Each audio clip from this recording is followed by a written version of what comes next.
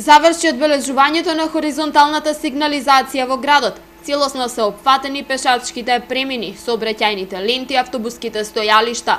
Активностите ги изведуваше компанија од Скопје, за чија работа локалната самоуправа на почетокот извршила неколку забелешки. Во почетокот имавме проблем, затоа што не бевме задоволни од начинот на кој што беа извршени првичните одбележувања на градот.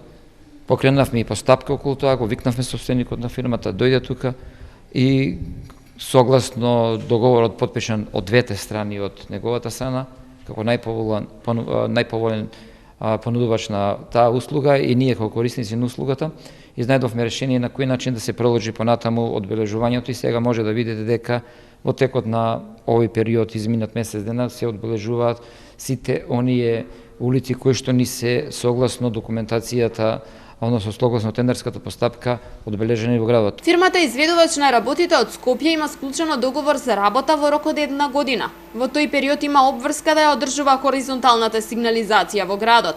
Велешани во изминатиот период реагираа на времето кога се одбележуваше хоризонталната сигнализација, што дополнително го зголемуваше сообраќајниот метеж. Тоа се деси и првиот пат.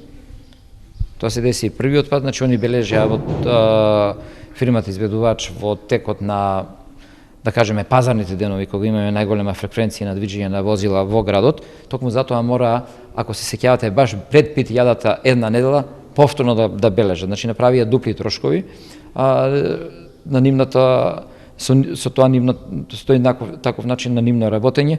Истото се потрудивме годинава да не биде.